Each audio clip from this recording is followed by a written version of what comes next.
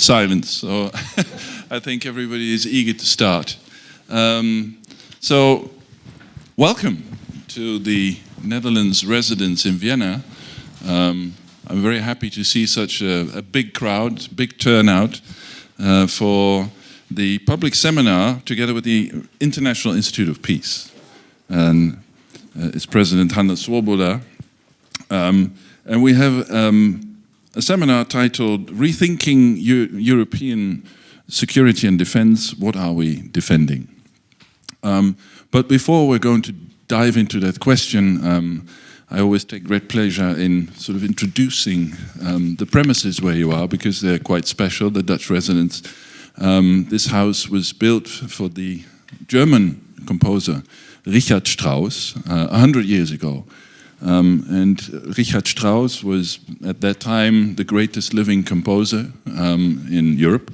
And he was asked after the First World War to become the intendant in the Oper, so the director of the opera. So he did that for a couple of years, but he requested to have a decent house. And so his eyes had fallen on a piece of the botanical garden, which is, you know, we're basically in the botanical garden. So he bought the piece of land with the permission of the city. Then he had this house built, and he and his family moved in 100 years ago. And so they lived here until way into the Second World War. In 1944, the Allied bombers could reach Vienna. So around here, most buildings have been heavily damaged or completely destroyed. But fortunately, the house was not hit. But the family moved back to Bavaria, and after the war it was empty. And the Dutch didn't have an embassy because during the Anschluss there was no embassy. So the ambassador met with the son of Richard Strauss, and they agreed on a rental, and we're now 76 years on, and we still rent this from the Strauss family. But we're very happy to receive you in these historical premises where this great composer used to live. So it's still full of his spirit, I would say. Now, I'm happy to see that this subject matter has drawn you, the great crowd, and our experts who are, it's very impolite of me to stand in front of them, but so our experts have been discussing the subject already all day. So they are full. Georgios, come this way. To talk about the security situation that we in Europe find ourselves in. And we have started this year, it's been cold in Vienna, but in a way 2026 has started also geopolitically very cold, or hot if you wish, with a lot of geopolitical turbulence going on. And I reveal no secret when I say that 6 hours from Vienna, last week I was in Bregenz, that's further away than Ukraine from here. There's a hot war raging. Ukrainians are bombed continuously by Russian attacks, and their energy infrastructure has been completely destroyed, almost completely I have to say. And they have a record cold winter. So this is the situation that we find ourselves in. And even though I think in Austria a lot of people think about themselves as the Insel der Seligen, and the Dutch at the North Sea can feel quite far away, but we are very close, so we're in it, we're part of this, whether we like it or not. So that is the hot war that's raging on. The international rules-based order, which for countries like the Netherlands and Austria is extremely important. We're small countries, so we have to rely on the rule of law for our peace and security and prosperity. And it is, and again I reveal no secret, under attack from various sides.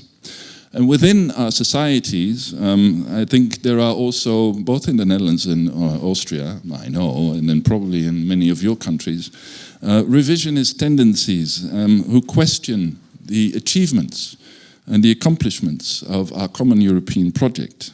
And they are sowing dissent and disunity, making our collective weaker.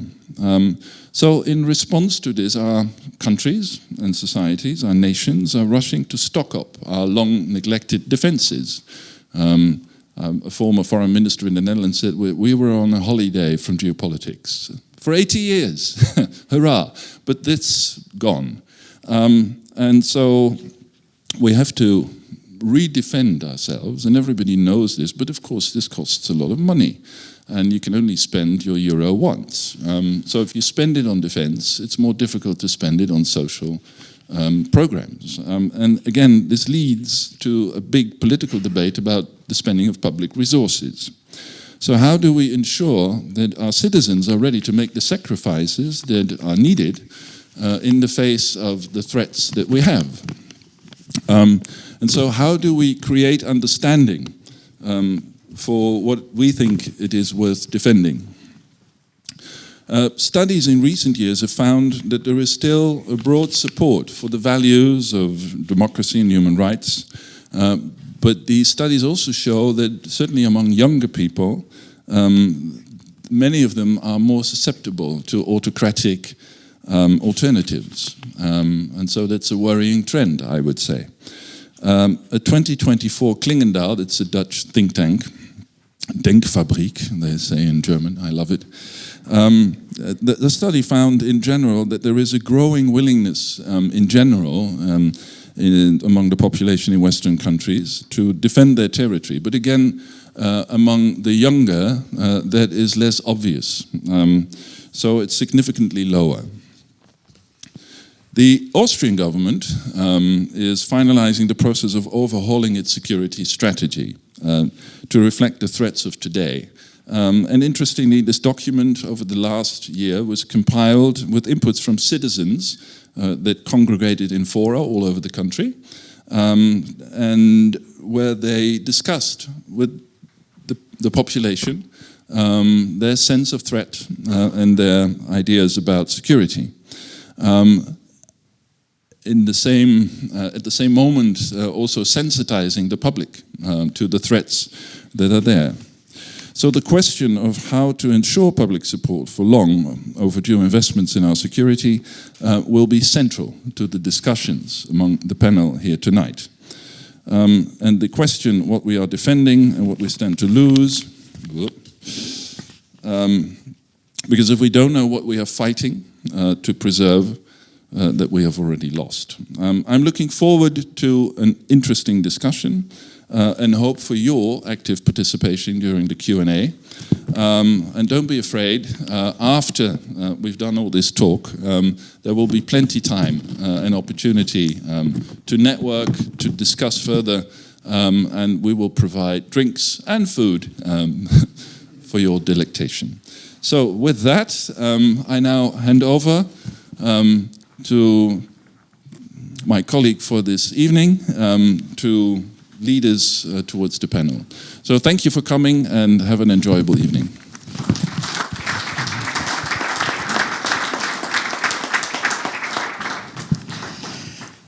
So we should not be too close to here, but if that is working, I hope. Mr. Ambassador, Your Excellency, thank you very much for your speech, but also thank you very much for the possibility to meet here in these premises, in the musician's house. So, Louisa, you have to invite your guests to sing, because some songs of Richard Strauss, which are very prominent. I want to thank you, but also your deputy and all the staff that we had this possibility, because that's a very unique occasion and it's very good. Secondly, I want to thank, of course, the IIP staff. I want to thank Marilia, Serge and Dennis for all the work they did in order to have the event. It's not a one-time event. We had already meetings before, and maybe Louisa will tell you something about it, because the issue of defense and of convincing and inviting the citizen to be part of it, and of course the young are more critical because they have to fight, not the elder generation, is very important, and is an issue which cannot be dealt just in one evening. But the question is, of course, why, you will ask, a peace institute is dealing with defense and deterrence. I would say it's very clear. There is no peace if there is no defense and no deterrence of those who are not so interested in peace, maybe are more interested in fight against peace and democracy. So we discussed, of course, this afternoon already in different working groups, issues, the role of Russia, of course, in that connection, the ambassador has mentioned it, the role of the US, which became a bit more insecure and doubtful. I said today, yeah, the US is still an ally, and must be and should be an ally, but it's not always a very good friend of Europe, at least for the moment, with all the criticism about Europe itself. Some see the way out in China, but we should not be have illusions and naive, because China has not only its economic but also political interests. So yes, are Europeans ready for defense, increasing defense spending? It has been just mentioned. Well, there are different political backgrounds in a country like Austria, in a country like Netherlands, or in other countries. So we have to discuss it, of course, in the different countries, how to approach the citizens, how to get into a dialogue. Because it's not only to say you have to spend more money and that's it. No, in democracy one has to go into a dialogue. Even more because we see mistrust very often to authorities, even to democracy, skepticism about democracy, which many economists at least link to the lack of economic growth, so that the people are disappointed by our democratic institutions, democratic parties, disappointed by the European Union that it did not succeed in guarantee strong economic and social development. And of course, there's another issue. There is disinformation, which we discussed very much also this afternoon, and will be probably also mentioned here on the podium, because those who don't want Europe to succeed, they just don't tell it. They tell it as much as possible via social media and whatever in a disinformation campaign, and therefore I think we have to think also about it. Finally, of course, what we would need, what I mentioned also in the afternoon, is some sort of a European patriotism, where the national orientation, which are of course different, and with all the history that Netherlands, Austria, and other countries have, finds also a place in that kind of European patriotism, as it also the Austrian president said and demanded it in his speech at the end of the year. For that, we need also emotion in a positive sense, in the sense of supporting and strengthening the allegiance, the connection to that Europe, which very often many people don't see and are perhaps have been interrupted or have been destroyed also by some of the disinformation campaigns we have to see. So that's only some of the points which have been discussed and mentioned, and probably will pop up also during the discussion tonight. Again, thank you also from my side for coming. Thank you again to the embassy, and especially to the ambassador and his deputy. And I hand over to Luisa, who's not only moderating tonight, but was the initiator, who was the lady who said, look, we have to do something about defense, not only in the military sense, but in the sense of bringing people, citizens, into the defense ideas, because defending Europe does not mean only defending some territory by some military, but does mean to defend the way of life, the democracy, the way we want a state to act, not like as had been recently been seen in some places in the United States, or has been permanently misused in Russia or in China. We have a different conception, and this one we want to defend. And Luisa will lead us to tonight, and after the debate we will be a bit more clever than we are already. Thank you very much.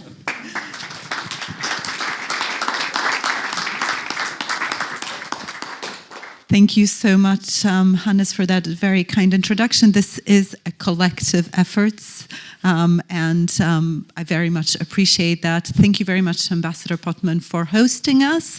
and also for your introduction, because I think you pointed out, you already, I say this as a geographer, you already mapped out our kind of to-do list for tonight, and also I think highlighted the key challenges that we are facing. So as you rightly said, Ukraine is very close. It's not only very close to Austria, it's very close to all of Europe, and yet perceptions of that danger are very varied. And kind of back to what Hannes was saying, I think this working group comes out of that realization that those perceptions of threat and of what is to be done are not only diverging across Europe, so between Northern Europe, Southern Europe, the Eastern flank, but also within our societies. And I think the challenge that this group kind of came together to face is, how do we address that? So how do we address these different threat perceptions, the polarization within our societies, kind of constant efforts at disinformation, at challenging, what Europe is, our values. And we've tried to answer that. So we had a first gathering in Rome in December, a closed meeting, bringing together colleagues from the armed forces, from think tanks, from academia, trying to start this discussion. And in a sense, we felt it was important to engage colleagues from the armed forces because the discussion has been very difficult with them, even though they are on the kind of front lines of this, trying to expand and indeed democratize the discussion on security and defense. But we also thought the comparative dimension was very important, and indeed on the panel tonight we have colleagues coming from different backgrounds but also different national communities, because we thought that was crucial. So I will introduce them to you in a second, but I wanted to add one thing that struck me, going back to your points also, Ambassador Pottman, about thinking about what we are defending and remembering that, we are defending not just our borders from kinetic war, but we're defending a space of values. I was struck by the fact that we are here on the 27th of January, Holocaust Remembrance Day, the day of the liberation of Auschwitz. I think when we think about security, what Europe is, what our values are, we need to also remember that. So I think it's a particularly apt moment to be having this discussion today. With that, I will introduce the panel. As I said, we have colleagues coming from a range of backgrounds, perspectives, and I think we're going to have a very interesting discussion. So I will introduce them one by one as they come to the microphone, and I will give the word first to Gustav Gressel from the Austrian Defense Academy, who will not only be speaking about Austria. So Gustav, the floor is yours to start us off. Thanks a lot. So I will actually not speak about Austria because, I am Austrian by birth, but the last 10 years I've worked for the European Council on Foreign Relations in Berlin, and I'm not a defense official, so I'm a bad academic who enjoys academic freedom at the Defense Academy to tell you whatever I want, but that's also why I'm not involved in Austrian policy making, and I actually don't know what to tell you about Austrian politics. But so the topic of today is, of course, security and public opinion, and sort of why do we need this in German it's called Nachrüstung, which I think is a very good expression. It's kind of rearmament after Russia, and I will shortly explain sort of why and which kind of rearmament we are stumbling into, and then kind of try to sort of give you a short perspective on how we can actually or could try to further explain that to our population. Also stemming back from my ECFR background, I sort of contributed a little tiny bit to the the EU's defense industrial strategy that came out in early 2024. And that was a really interesting process in the making. Of course, we back then only started to discuss what actually would be necessary if Donald Trump were to come back to the office. And our worst expectations have of course, unfortunately become true. But nevertheless, so what kind of rearmament do we need? So I think there are three categories of rearmament that we're looking to. The first is the kind of Zeitenwende stuff, what Scholz announced on the 27th of February 2022. And Zeiten, when it comes from actually sort of Germany reverting of being a good ally, abandoning the Sonderweg of Sonderbeziehungen with Moscow, and actually budgeting the stuff it had promised to do since 2014. So since 2014, we started to have integrated force planning in NATO, and each of the countries were assigned to have a certain amount of readiness, troops, capabilities, munitions, etc. And we didn't do whatever we promised, so we just let time fly by. And in 2022, the realization was, wow, we should have taken that seriously. And then, of course, the crash program to crash finance, all of that had been promised in 2014 came into being. And that was basically increase the readiness, increase the size of your force to have sustainable, to be able to sustain them in operations, increase the logistical depth, like having ammunition for your stuff. I have to say that most of the calculations back then are pretty obsolete by now. In 2014, we kind of calculated that Russia would be, out of all of its troops, it would be ready, or it would be possible to assemble maximum 300,000 men at a certain theater, and we need to conceive a deterrence force to deter these 300,000 men and then have a 30-day ammunition reserve, because within 30 days our defense industry would kick up and into full gear. And if you look now, well, the Russians have 700,000 men in Ukraine and a lot of more equipment, and our defense industry is by far not ready to kick into gear in 30 days. I mean, who came up with that number? So yeah, it became a bit more demandful, but it's still the same concept. The second category of rearmament is, of course, the drone revolution. So drones are now the most used form of ammunition in Ukraine. Ukrainians last year, they officially purchased 5 million small drones for the whole war effort. Well, there's a lot of volunteer stuff and side acquisition that comes on top, so the real number is actually much higher.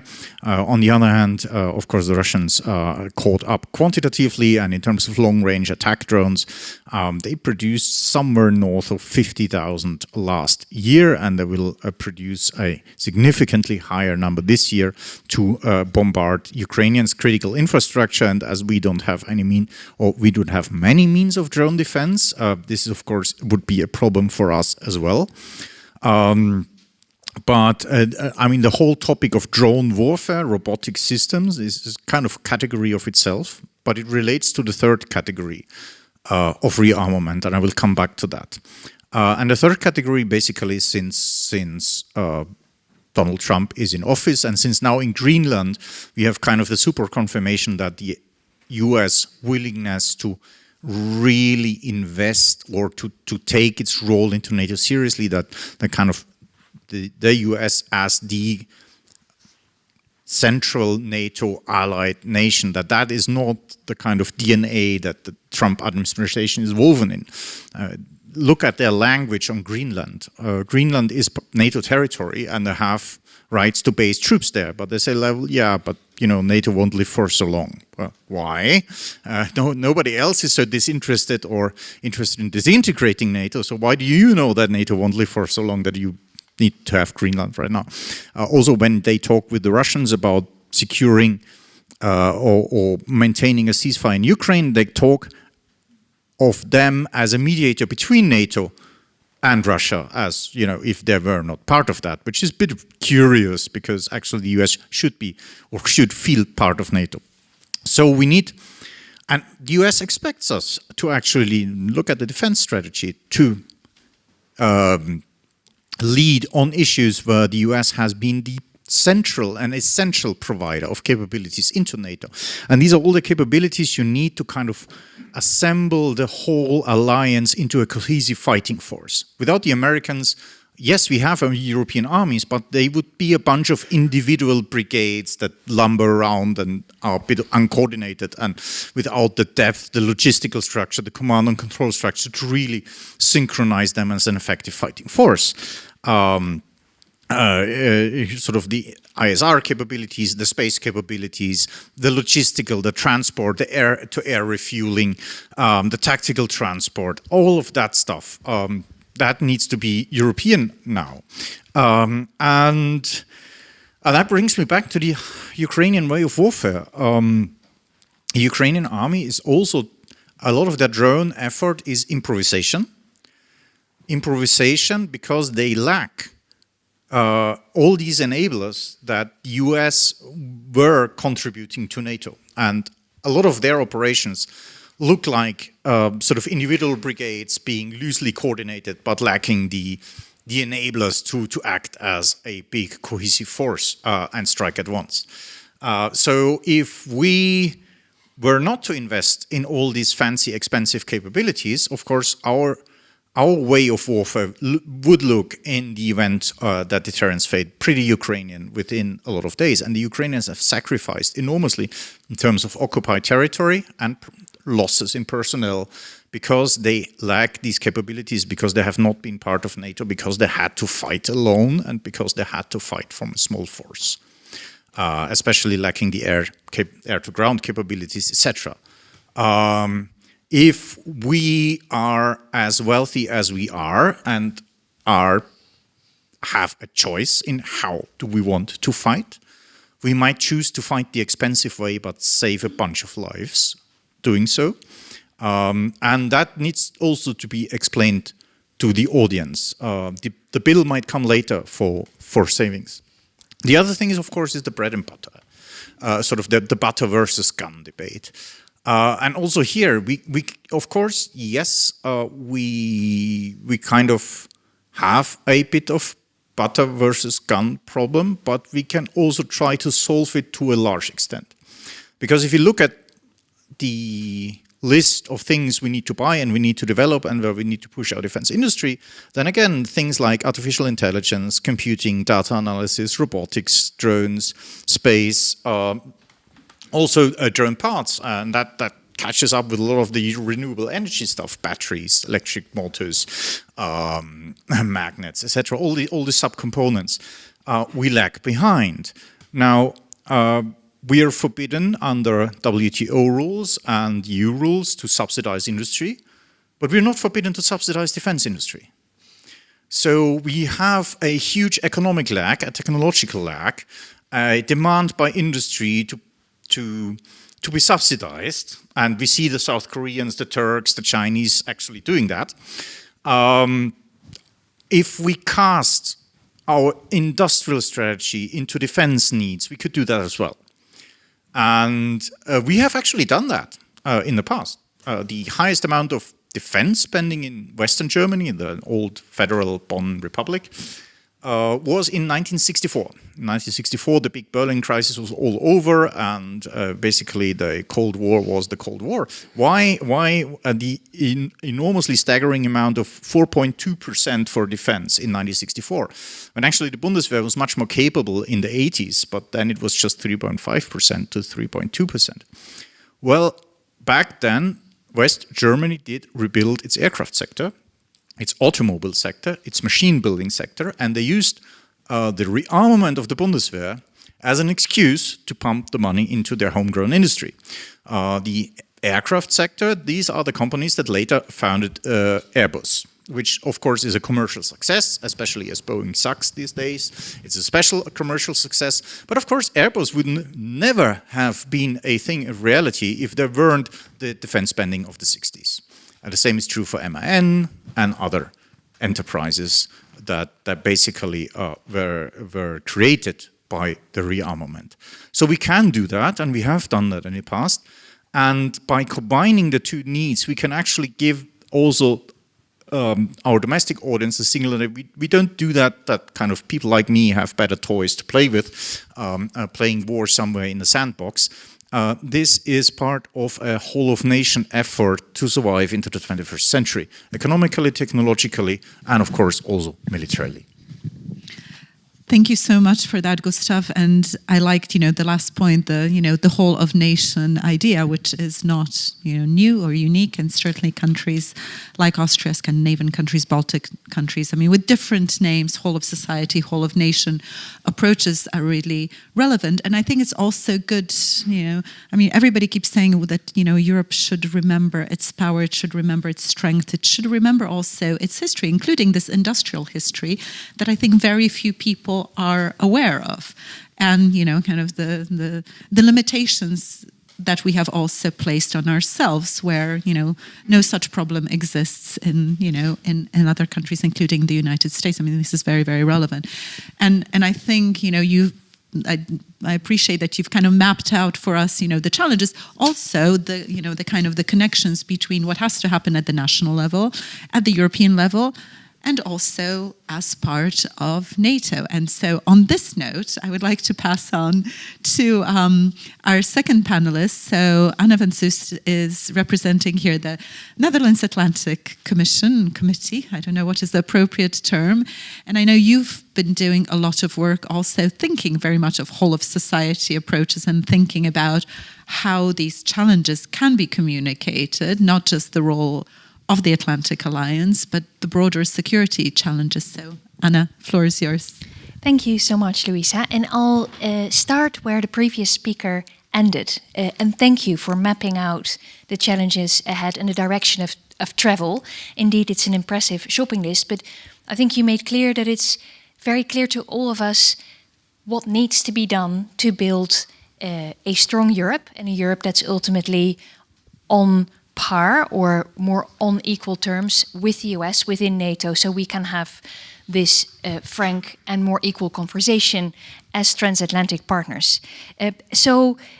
We've been talking about this for a while, and I kept on thinking over the past 2 weeks, what has changed? Because last week, I don't know how you all came through it. I spent a whole week frantically trying to follow the news and follow every new headline that was coming out of Washington and then out of Davos, and then spent a whole weekend recuperating and wondering what was upside, and I had lost all sense of direction. And then thankfully a famous inhabitant of this city, Ivan Krastev, famous political scientist, came of help, because he has spoken very aptly about the period that we're living through at the moment. And he has said, basically in January, we stepped from the slow train into the fast train, and he has described very beautifully the role of speed and pace and acceleration, and the fact that we are now living through a number of events at a pace that is really unprecedented. Decisions are being taken quicker than we have seen over the past months, and that very much demonstrates or says something about the profoundness of the transformation that we're going through. The depth of change is itself changing, and politics and policymakers will have to relate to that and adjust to that. And I think the shopping list that you just laid out, it will have to be pushed through much quicker and much sooner than we might have expected before. And this, of course, poses a challenge to how we tell this story about the transatlantic relation, tell this story about the changes that we're up for to our audiences. And that's what we've been talking about this morning and what we'd like to talk about with you tonight. And we have just done some polling in the Netherlands. It's a poll that was taken about 2 weeks ago, and that we published last week. And there's 3 things that for me stand out in that poll, and it very much relates to audiences in the Netherlands, but I hope that the results will be more widely applicable.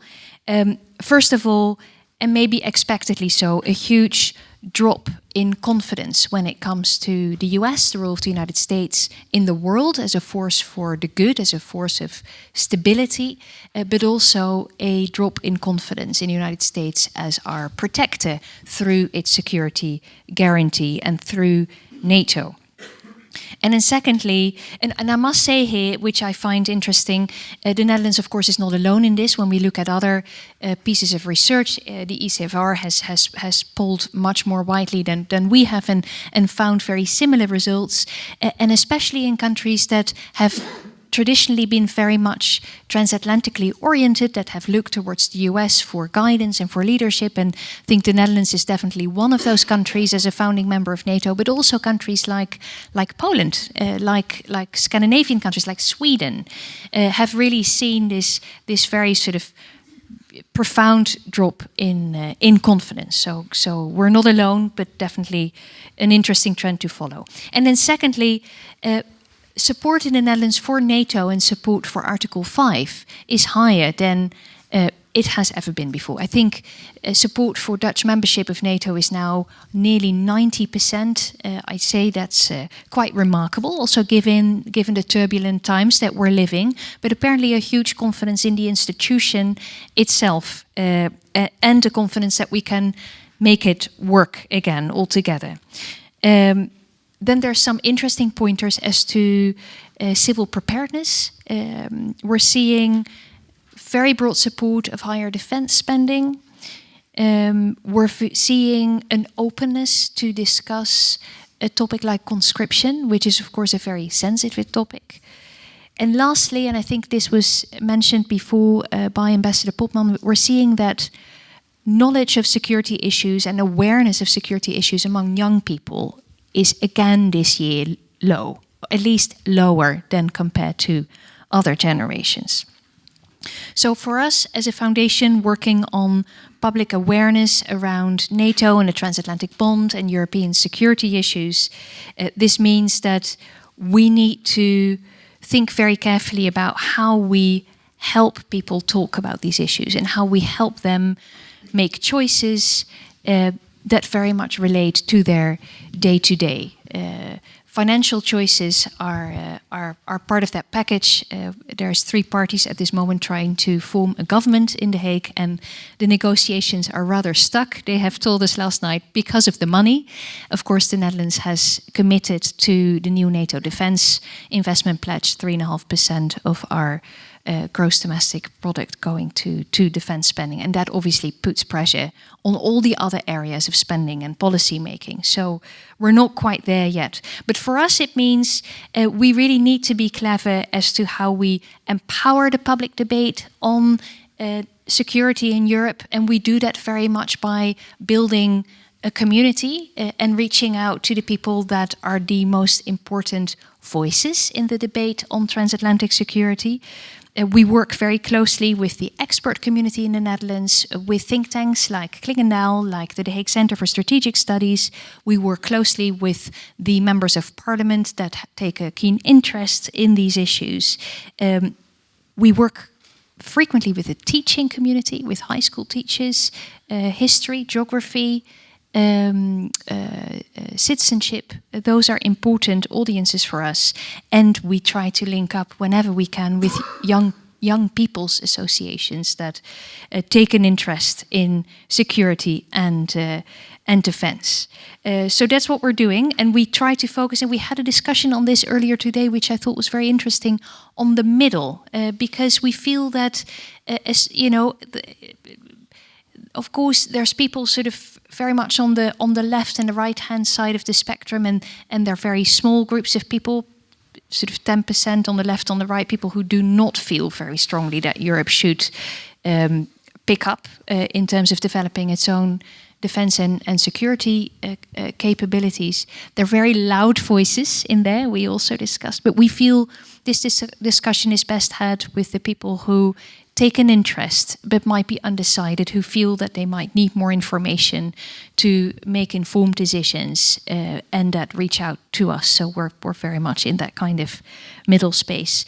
And maybe lastly, really important to share lessons, and I'm very grateful to be here today, so thank you very much for the invite.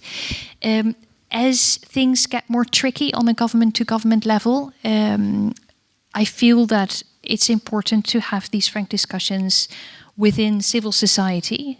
So again, let's keep up the good work, and thank you for having me. Thank you so much, Anna. And I think this was very much the impetus for organizing these meetings, was to share experiences and also frustrations, and thinking of how we can reach out to different audiences beyond, the usual kind of circle of maybe think tank academic elites. And, I think also going back to what you were mentioning this morning, going to communities that in a sense have been forgotten, whether it's, high school, middle school students, vocational schools, people who we don't think somehow, maybe are naturally part of the conversation on defense, which is, kind of insane. I mean, back to this idea of making this a whole of society approach that should involve all citizens. But how do we go from, this being just a proclamation or a series of, preparedness strategies, such as the one, the NISA report, or other national preparedness strategies? I mean, how do we do that? So thank you for sharing that. So very much still thinking of these issues, I wanted to pass on to our next panelist, who is Goran Buldiowski, who is at the Hertie School, among other places, because I know you've been doing a lot of work interrogating exactly this question. So how do we talk to our societies? Where do you go? So not just who do you talk to, but where and how? I mean, how do you approach this topic? Goran. Thank you. And just to say, I like to call this topic, or the topic that I not only research, but I really try to frame in terms of political science and also action in the real political world, as talking about the people and defense. And that doesn't mean that the money and the military kit are obsolete, but we really have to think. And I have a bad news and a good news for you. The bad news is that Europeans were at the bottom of the motivation to defend their countries for decades, until last year. They're getting better, but if you take any global survey, 4 out of the 5 bottom places on motivation, including this very country, will be present there. So we're talking about 16–17% of people that are ready. The good news is that not all of us need to become Finnish in order to defend our countries. So let me start with that. You mentioned NISTO, you mentioned the preparedness has become a catchword, and of course, the Baltics, the Nordics, the Poles, they come as a great example. And indeed, Finns are probably the holy grail that has to be reached in terms of preparedness of society. Nevertheless, I think we have one structural problem. Very few other countries have the same border as the Finns do, and very few countries have the same history. And I think that should be rather an encouragement than a point for us to get stuck. And that encouragement is, with the great reports that, if you look about Draghi, Letta, NISTO is still niche audience. I mean, really, you have to really find people who are in the know about the European Union to tell you that there was a report. Same with the preparedness. A catchphrase. And then we will publish all these nice booklets, and we'll tell you to, keep water at home and whatnot. I mean, yes, I live in Berlin, Germany. There is a website. Good luck of finding it, and then you can actually ask. You can ask for this booklet to be mailed to you, which very competent civil servants will do that. Now, this did not help the people a few kilometers down the road from my home in Zellendorf, one of the neighborhoods that was in the blackout, because they actually needed an immediate reaction, not only by the state, but also by their neighborhood, by other people. And that's why actually my message is, in a way, we have quite a lot, and a lot of progress has been made about this top-down and the money and the preparedness. And a lot of ministries are really doing quite a good work, including Germany. I mean, I say this because actually it's a sad story that, that particular Berlin neighborhood was not prepared. But that's because actually you're aiming to reach the Holy Grail, while actually good enough would work. What is good enough? First of all, good enough is to think that there should be initiatives which are there, which are in your neighborhood. And frankly speaking, in this case, living in a big city is a disadvantage as living to a smaller place. In smaller places where you have the fire brigades, the scouts, various associations, actually people are already prepared for what we call survival and perseverance against this. But in the bigger cities, we really have to come to that. Now, what to do about this? I find the triangle of politics, economy, but listen to this, also psychology, that we have to add to this. And there are things where, a lot has been done. I think we're in a peculiar historical moment that if I talk about the politics, actually, if we look in the past, a lot of defense efforts in this continent have been done with a national chauvinism in mind. And we know what that brought to this continent. And now quite a lot of national chauvinists are actually in the Russian Verständers camp. And that's actually a good news, because otherwise they will be the first one to procure all these guns and whatnot. While they're actually more into the butter debate. You elect me, I'm going to give you the welfare that you want. Now this is very dangerous, because actually, that's why I say about the psychology. Fear is a better tool in the hands of these people. And I think what's important is the pro-democracy politicians, that they do quite a lot, which is not on fear, but on something else. And that's our European way of life. I still can't see a better continent to live. And actually, you know, coming from from here and living in Berlin, I can tell you, still I'm not going to trade my original home in the Balkans for the place where I live in Berlin. And that tells you so many things about that, about where do we live. Because if people are ready to come here, that means something is good. And I think what we have to do is really think of protection as a protection of our way of life. Why do I mention psychology? I'm a devoted pro-democracy person. I would even call it a liberal, although that's like cursing someone today. And I believe in argumentation, I believe in debates and whatnot. But I also have to accept that our political societies have changed. Russia spends at least 2 billion in special hybrid warfare against Europe. A lot of that is brainwashing. And you cannot respond with this with your classical political argumentation. Because actually on the other side, there are people. So it's very complementary to what Anna was saying. I will get the pro-democrats to debate and do action, but actually we should not let those, because if in Netherlands these are 10% on the fringes, there are many countries where these are not fringes. These are 20%, 25, 30%, and you cannot leave your population there. But the difference, what I would say, is actually you have to think not to convince these people. Unfortunately, I believe in education, I believe in convincing, I believe in debate, but when I open my eyes and I look out, actually people do not believe in this. They would rather allow to be influenced than educated. And also what's important for this population is that one characteristic is that they don't doubt. I'm sure that the four of us will produce hundreds of doubts about what we are saying. Because not only because we were trained, that's part of our essential values. And I think that those 30% we have to actually start thinking of ceding some grounds for doubt, because then actually we stand a chance to open a conversation, not because we offer, but because out of doubt, then people will ask for this conversation. And that politically is very hard for way too many people to think. And that's, I will end on this issue because I really, on the butter and guns debate, it doesn't mean that I'm not afraid that people will come and say, we'll offer you more butter, because actually there is no threat of Russia.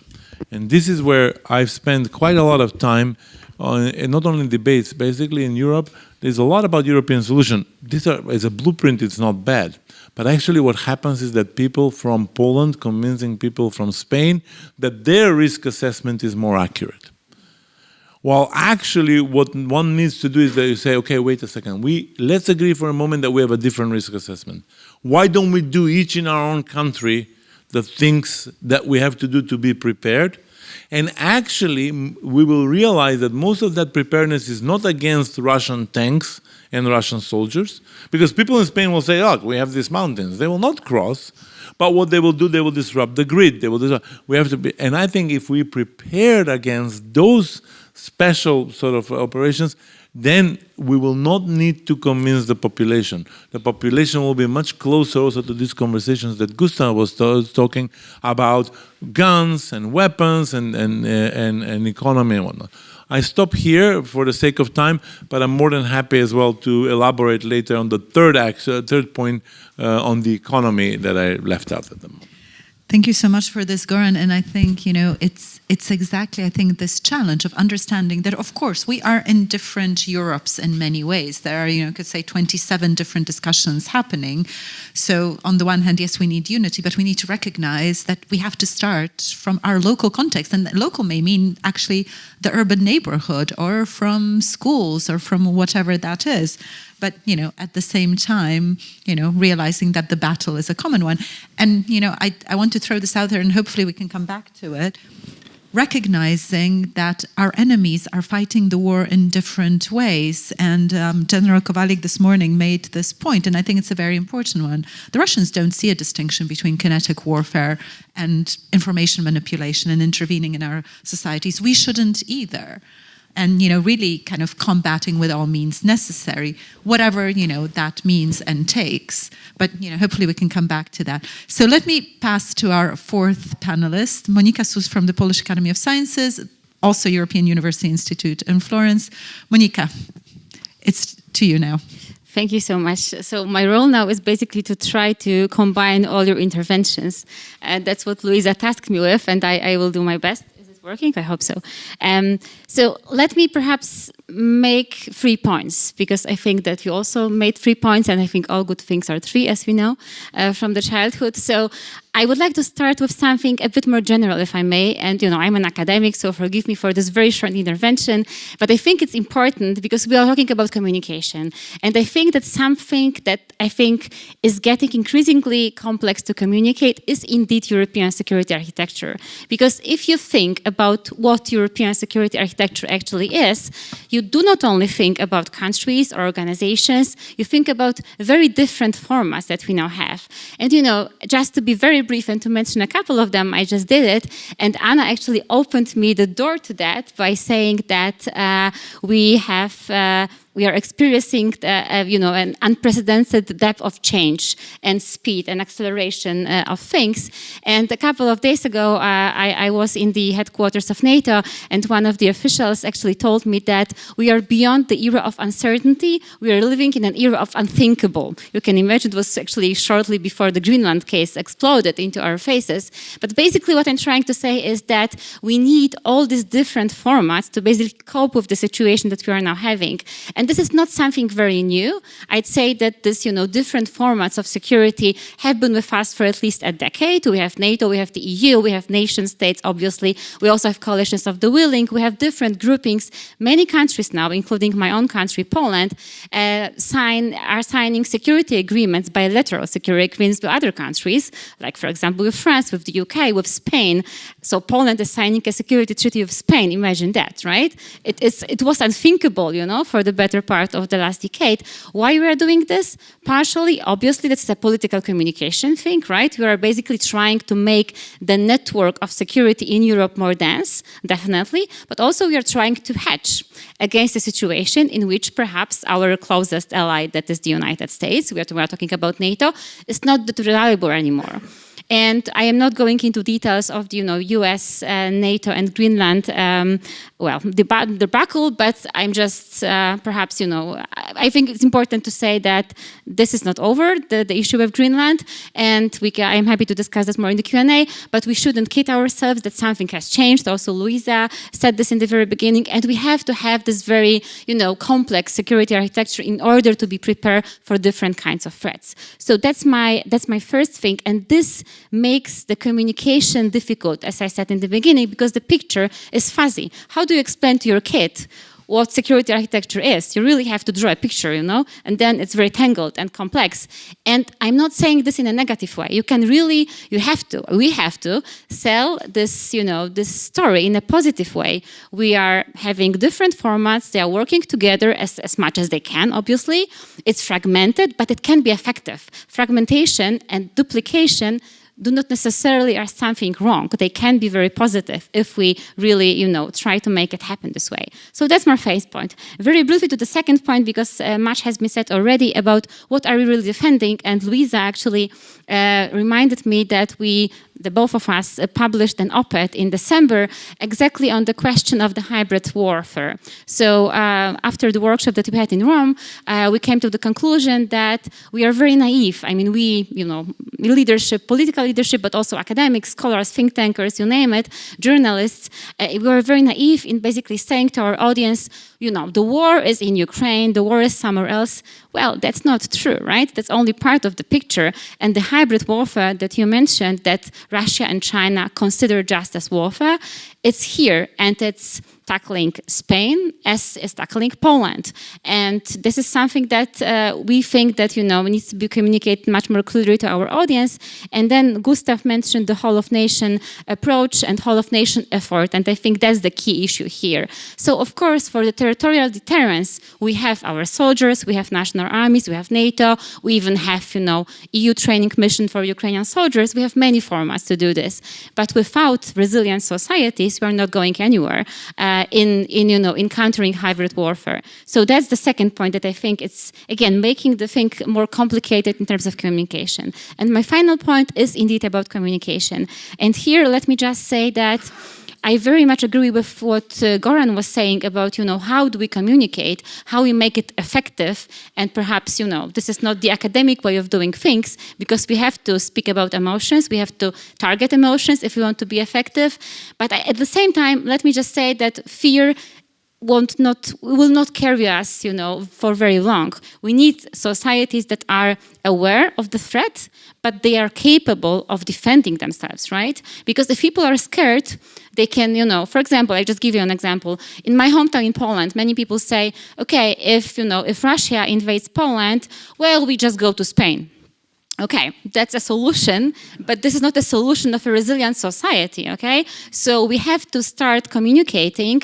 Europe is capable of defending itself from Russia or from China, for that matter, if we're talking about hybrid warfare. And that's the message that I would like to, I would like us to convey this message to the audience, because I think this is the only way that actually European societies can make it happen and can, defend themselves from threats. So, of course, we have to be aware of the threats, but we don't have to be scared of them. We have to be resilient and we have to have the courage to basically face them. And again, I am not saying that everyone has to go to the army. That's exactly not my point, right? I am saying that everyone can be, involved in preparedness, in resilience, in the way that we can, considering our age, education, gender, whatever. So that's the important thing. And my final point, language matters. And that's something that, if you just allow me another short anecdote, as a scholar of European foreign and security policy, I've been told since many years, well, the EU does not have, European security and foreign policy, right? That's all nation states or NATO. So I think it really matters how we communicate. And I think if we start to communicate that actually Europe or the EU, like-minded allies, you name it, are capable of defending themselves, that's something that actually is going to, to grow within the societies as a long-term message. And this would be, let's say, my message of the evening. So let's change the language. Let's make ourselves capable of defending.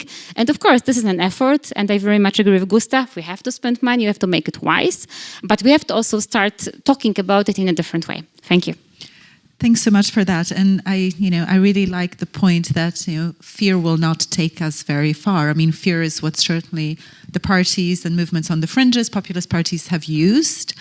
But it's, and in that way, we shouldn't play that game. And I think one of the interesting things coming out both from our Rome meeting, but also from this morning, is that it's so crucial to combat a feeling of helplessness and, incapacity that I think European citizens across the board have. And I mean, the resilience strategies are very much aiming at that. But first of all, it's really kind of changing a mindset, changing narratives. And if I can just add one point to what Monika was saying about this piece that we wrote about, stop calling it hybrid war, just call it war.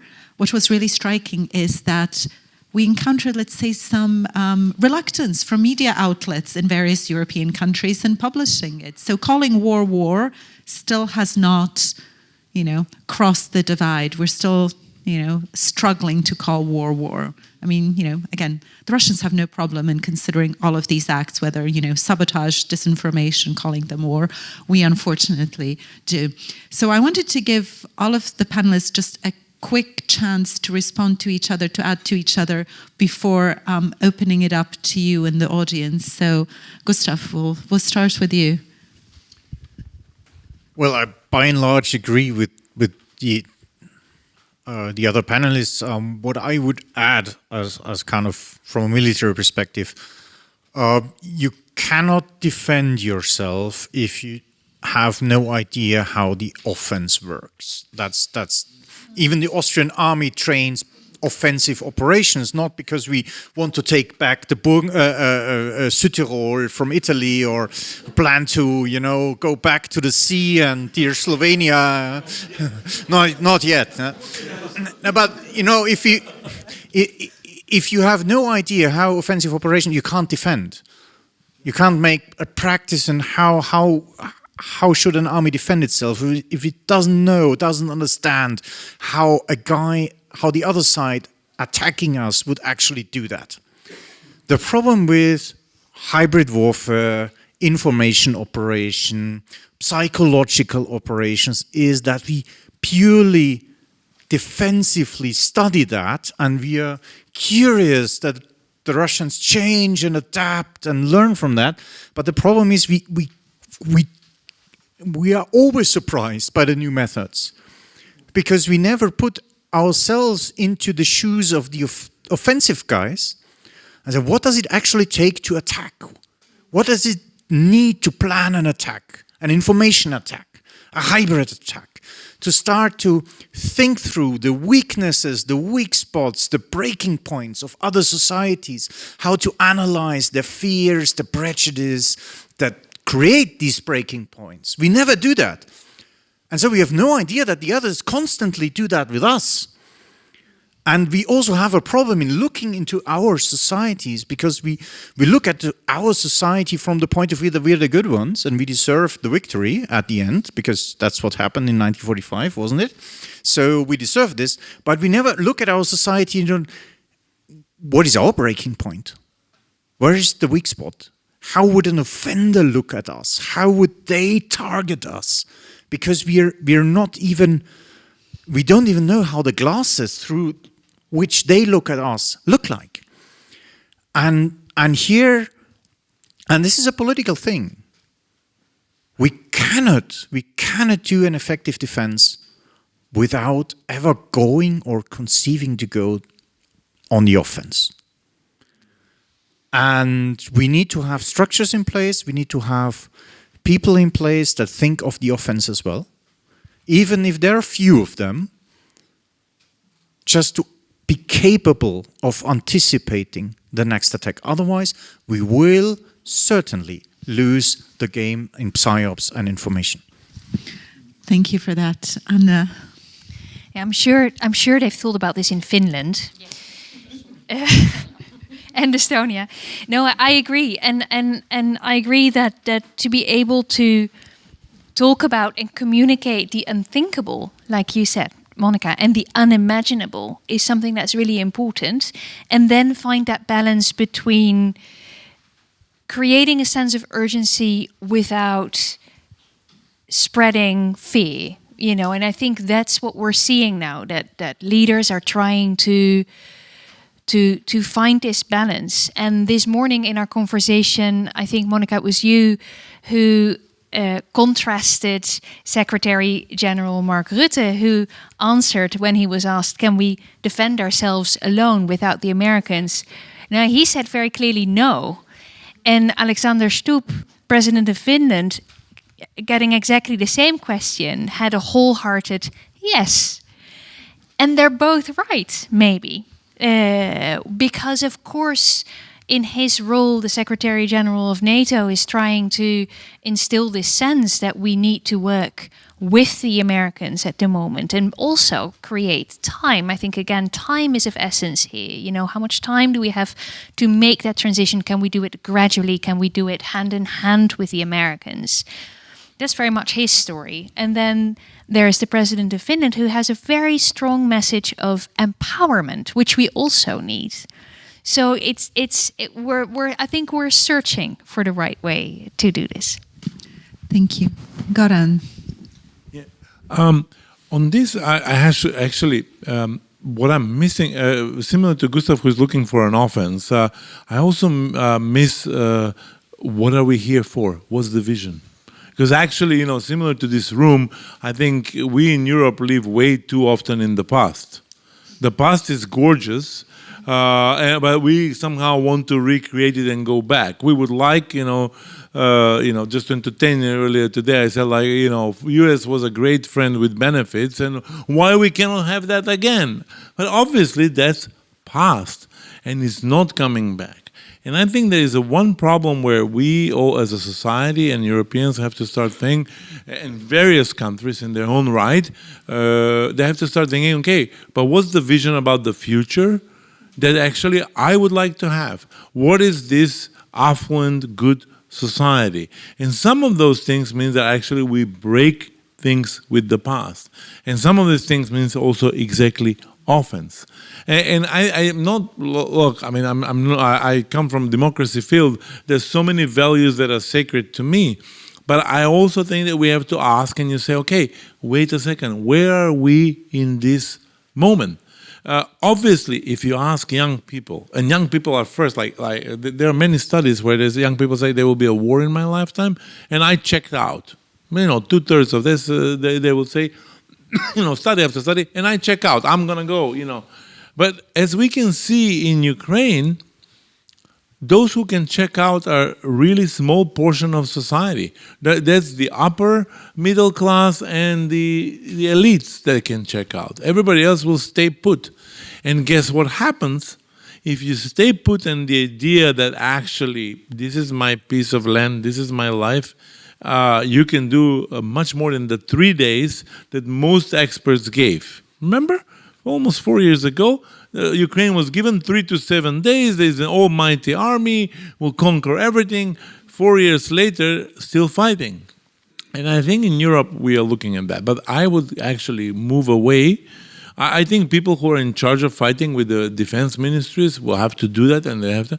But the rest should move, because actually, when you start saying about conscription, that means I put you on uniform and I send you to die. And that's very easy and manipulative. A gift. It's a gift for those who want to manipulate the political debate.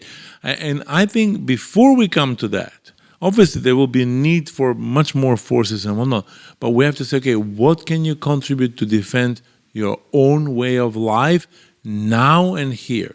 And actually you will realize that quite a lot of people are doing that without knowing it. So all of those who are volunteering with the firefighters, scouts are doing survival. Actually, they know how to survive. They do it because they believe it's useful to them. If you start thinking like that in a lot of walks of life, you will actually realize that we are better prepared than what we think we are. And actually there is a big reservoir of people to do stuff. And I would suggest, let's not call this a war effort. Let's not call it a militarization effort. Let's just call it that we are ready. If tomorrow there is no electricity, yes, I hate the fact that I don't have a fridge, but I'm going to survive 3 days. And then also, if I don't have the police because the work hours in Germany prohibit extra hours for the police officers. No, but look, you're laughing, but some people that I know slept in cold houses in Zellendorf because they were afraid that somebody will come and burgle.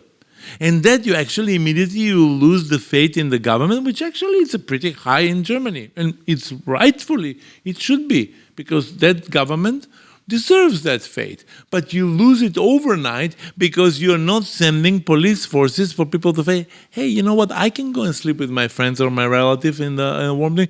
My house will not be burgled. And these are a lot of things that actually are out there. They're actually relatively simple, but also I think people have to realize it's not only about the societal duty, but you have to take them of that reservoir and then put them into function. And I do believe that we will come across much better. And then actually they will be voting for the spending. On the spending, on the economy, one sentence, we should go beyond the neoliberal paradigm that we actually kind of got lulled in Europe. which means that if we invest in army, we also have to think creatively, what does it mean, how people will get some of the benefits. And being an Eastern European is good because we, in Eastern Europe, somehow in the 90s, we got more neoliberal than we should have. But you ask, like, what's there in for me? And I found, in there in for me, I think we have to use that. What do I mean? I learned in Germany when I moved there that there's like in the post office, the previous generations could buy these Briefschatz, a saving method for investing then back into society and whatnot. And I think we have to invent that for the military. And maybe it will not work with 100%. It doesn't need to work with 100% of the population. But if 25% of the population feels like, oh, I'm investing in this, and actually it brings me 2.5% or 3% more than the interest rate, then actually there will be a very neoliberal cause, but with a very different way. And I think we have not done our homework. We, meaning analysts like us, we have not done our homework to think creatively in driving those reservoirs and motivations of different people. Thank you. Thank you for that. And I really like that idea because it seems, starting very small, but very, very doable, I would think. So thinking creatively, but also thinking of what is already there. Monica. And it also creates a sense of ownership. Precisely. So I think that's the important issue. I mean, one of the important issues here. I will be super brief because I think that it's better to open for Q&A. Let me just say that because you just said that we have to normalize the language that we are talking about, when we talk about war and threats and so on. So I'm very much in favor of that. And we also have to normalize the language about risk assessment and threats. So again, I think that Europe was confronted with this narrative that we will be never capable of defending ourselves because we have a different threat perception. And you said, Luisa, geography matters and geography will stay here with us. So Spain is not moving towards Russia anytime soon, or Poland towards the Mediterranean, unfortunately. But I think that's fine, And coming from Poland, again, there is this big notion of solidarity, and that's good enough. We don't have to think that Russia is the same threat for every country in the European Union. It's the same, by the way, also for NATO. So NATO also operates with unanimity, and also the countries within NATO that happen to be also, to a large extent, countries of the European Union, they also have different threat perceptions, and nobody says that NATO is incapable of acting, right? So, let's just, get used to the fact that threats can be assessed in a different way, and despite that, we can be solidary, we can act in a solidarity way, and we can act together. I think that's an important point too. I like ending on the note of solidarity because I think it's really important. It's the only, thing that we have. Starting from solidarity, back to Goran, what you were saying, at the neighborhood level as well. Really kind of understanding we're kind of all in this together and we can all play a part. So we wanted to open it up to you now. I already gathered several questions and there are more coming. I would kindly ask you to keep your question relatively brief and to the point and just introduce yourself briefly. So I had you first, then here, and then in the back. Please go ahead, and there's a microphone coming. Thank you. I'm Tariq Rauf, formerly Head of Verification and Security Policy at the International Atomic Energy Agency. I was going to post my question to Gustav Gressel since he's associated with the Defense University, but he, looking ahead, dissociated himself from Austrian politics, so I'll address my question to the panel as a whole. So your discussion was very useful, but it focused more on conventional issues. So I wanted to bring the nuclear issue. NATO is still a nuclear alliance. The NATO strategic concept is also relying on nuclear weapons. And 3 of the countries represented on the panel, Italy, Germany, and Netherlands, host nuclear weapons. So President Macron has generously offered the French nuclear deterrent to cover the European Union, and I was wondering what your views were on that. And where does one look at the future? Because the only treaty left between Moscow and Washington will expire on the 5th of February this year. So are we heading towards the world of nuclear anarchy? And if so, where is the European Union and where do you find your security there? Thank you. Thank you very much. Let's take a couple more. Go ahead, please. Thank you very much. Jun Saito, doctoral student at University of Vienna focusing on the Austrian security policy and European security. And sure, my first question is about value. Sure, the very aim of every security policy is protection, defense, and recovery of values. But now, we should ask, what are our values? Because, okay, we take into account still take into account that democracy, rule of law, human rights, or market economy are unquestionable value of Europe, but sometimes in Austria, but otherwise a significant part of Austrian society are supporting the statement that the Austria should be led by authoritarian leaders or so-called strong man. So now, answer my question is how should we discuss about the fundamental question, what is our values or what we should protect by our security policy? Thank you very much. Thanks so much. And then question behind you in the fourth row. Actually, yes, and then another Thank you one. very much. I'm a U.S. citizen who has very gratefully lived here for 20 years. And so on that basis, I also am a psychotherapist, very familiar with PSYOPs.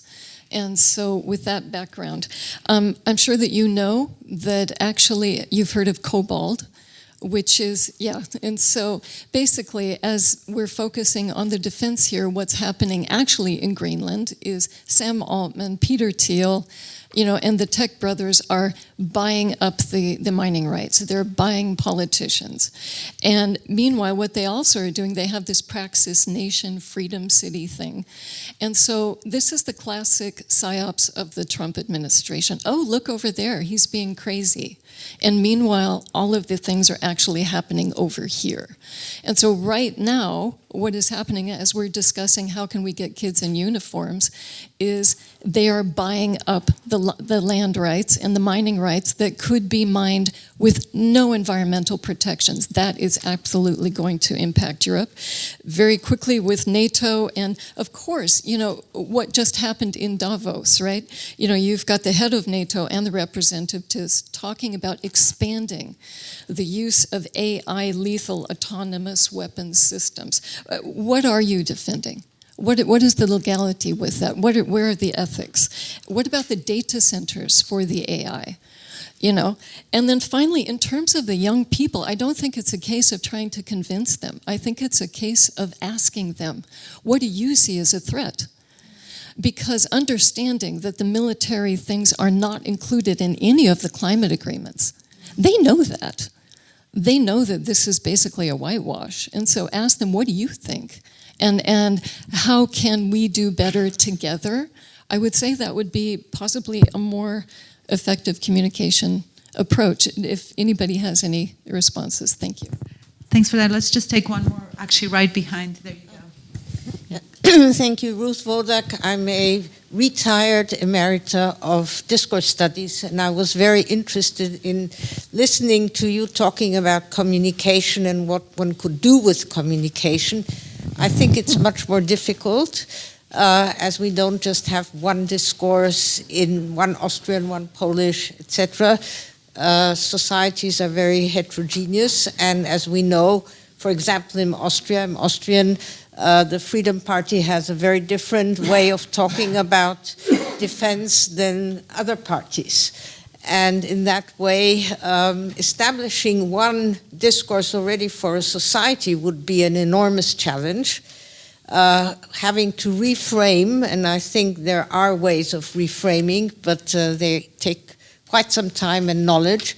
And then doing that for European EU societies, especially when we have Hungary or other countries who think very differently, many people. So what you call normalizing, I think that won't work in that way. I think we have to establish concepts.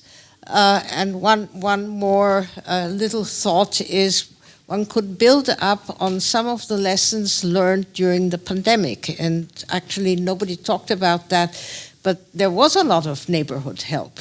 There was a lot of solidarity. There was a lot of sort of unification going on because people did help each other, even though there was anti-vax and other stuff happening. So why not take that up and build on it? And there are other movements as well, climate movements with sort of unification. You don't have to invent everything new. Yeah. Thank you for that, and and I'll pass the mics back to our panelists. But and thank you for the point about the pandemic, because in a sense, if we can call it the other side, has learned from the pandemic. I mean, the polarization that we are seeing in our societies today is inherited in large part from the pandemic. And the movements that are pushing, Russian disinformation and anti-defense spending, if not directly anti-Ukrainian rhetoric, are very closely linked to some of the movements that emerged during the pandemic, the very same people, same money flows, and so on. So, many lessons to be learned there also, in how to combat that. Shall we start? We can start, Gustav, from you, and then kind of. Then I will pick up the nuclear question. So, is this on? Yes. Yes, good. So yes, of course, it would be feasible technically if Europe would rest on, for example, a French-British nuclear deterrent, but it would command a deep change in mindset and conduct of policy and communication. So especially, after spending 10 years in Berlin, the Germans clinched to the US nuclear deterrent because the large arsenal allows for a very defensive escalation ladder. You can respond to every threat or escalation accordingly. You do not have to worry that you're out-escalated by the enemy.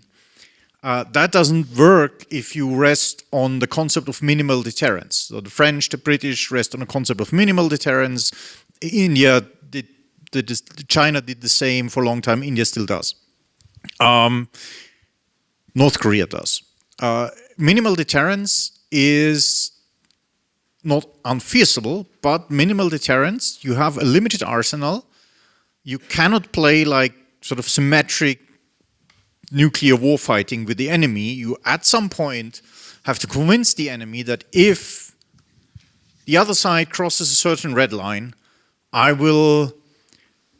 know I'm committing suicide, but I at least have a grin on my face that I will wipe him out. So you have to do no counter-force targeting, but counter-value targeting. And you have to be radical and bold in your communication to make the other side believe that.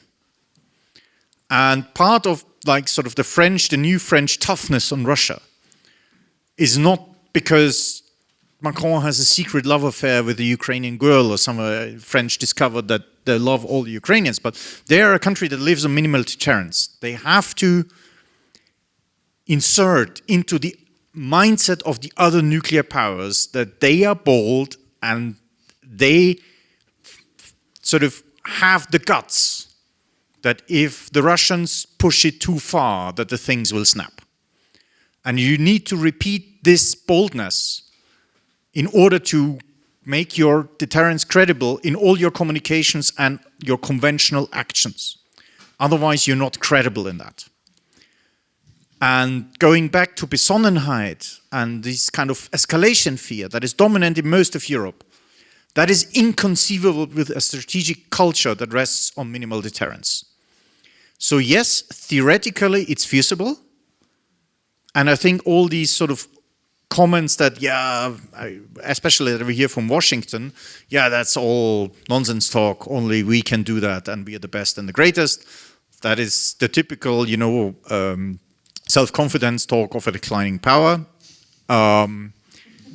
But the homework amongst Europeans to make sort of the concept into reality is big, and the discipline we have to keep is high.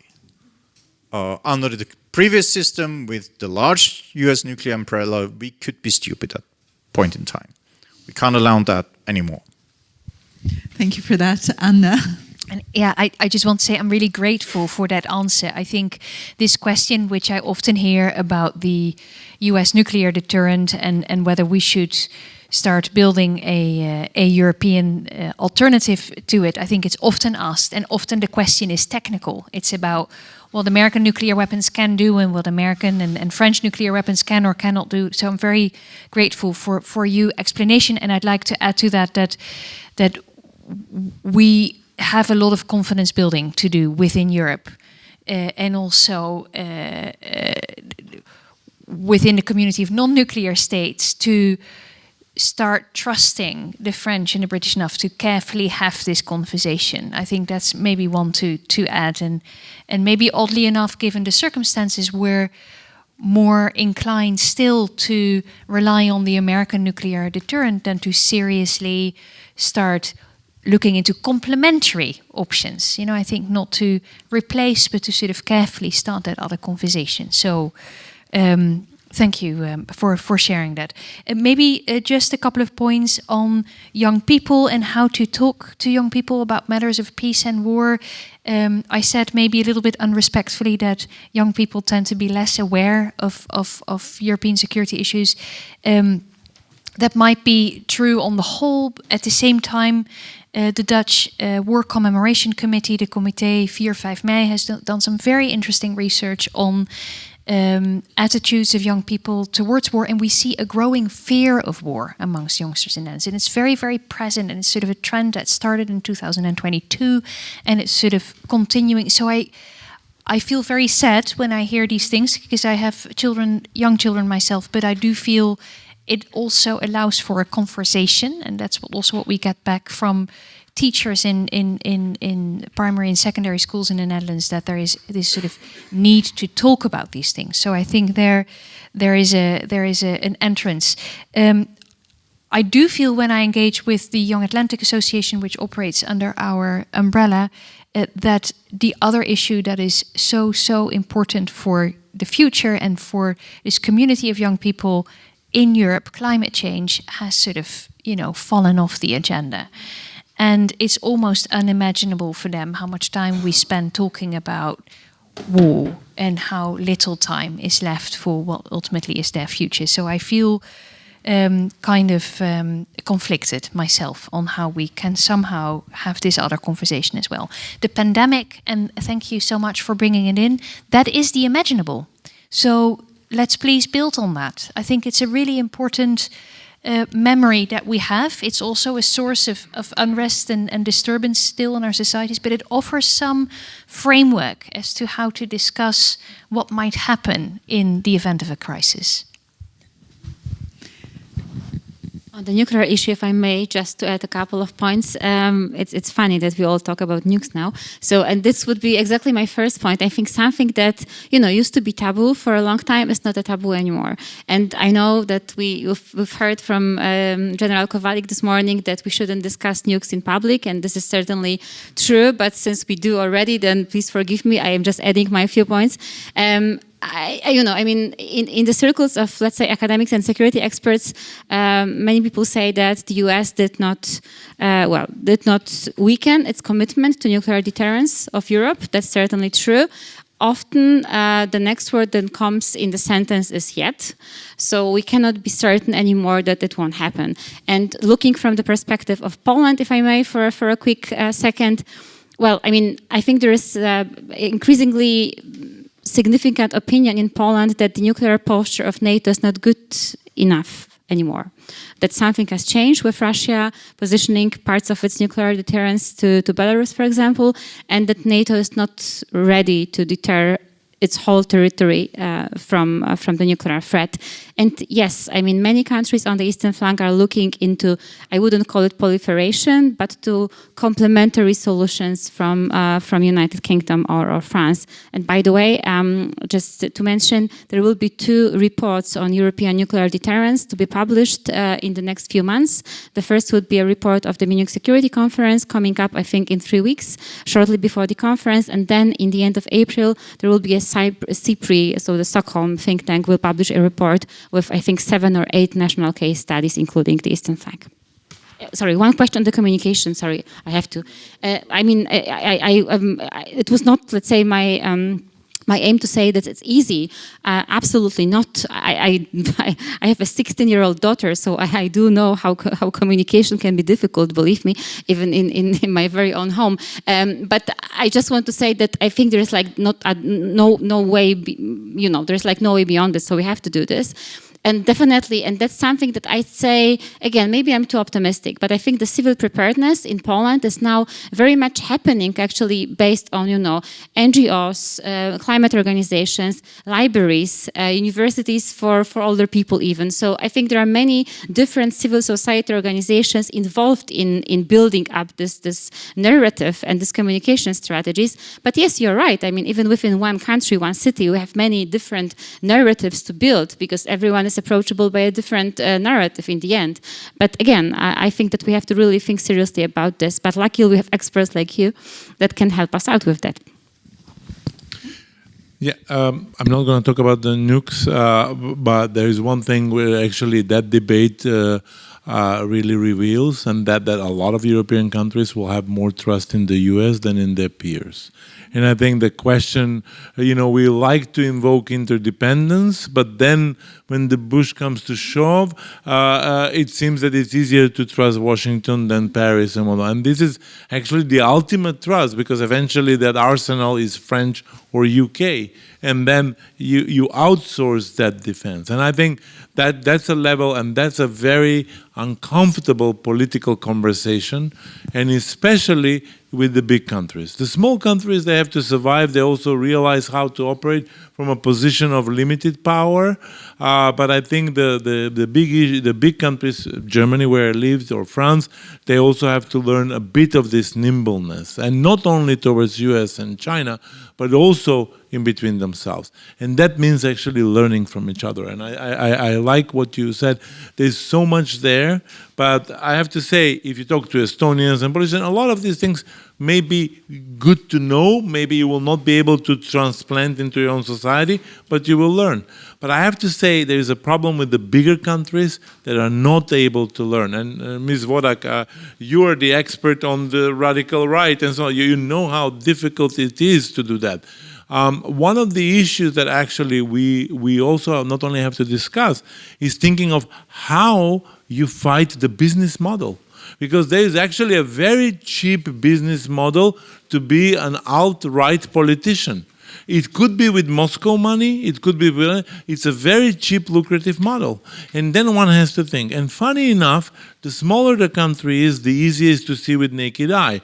I will invoke Moldova. You rarely invoke Moldova in any context, but it's important because actually they've managed to show how you have a sizable money-wise operation, and then you still win elections. But one thing that we don't want to accept is that actually they take out not only the political players, but also the individuals who accepted bribe, and they make it a criminal offense because they said this is a risk to our democratic society. And when I talk about the human rights, when I talk about democratic setup, there are some of these very, very uncomfortable questions. And I think on these uncomfortable questions, probably we have to get from the lulled opinion of the 90s and 2000s, because if these people are using the very democratic setup to annul it, I think we have to fight. And I wouldn't say to copy Moldovan model, don't get me wrong, but I think that there are issues where actually that business model has to be, if not outlawed, made more expensive. And there, I think, back to the question of what we can do tomorrow, literally. I mean, we can't build more nukes, from one day to the next. I mean, we can certainly think of, kind of changing how we trust each other. but we have the tools to, do the financial policing. Those tools are there. We just need to be willing to use them. I mean, if, others are very happy to use them against us, then did you want to jump in? No, I forgot to say, you said pandemic. Actually, a lot of things about military industries, like, oh, now these guys are raking in so much money.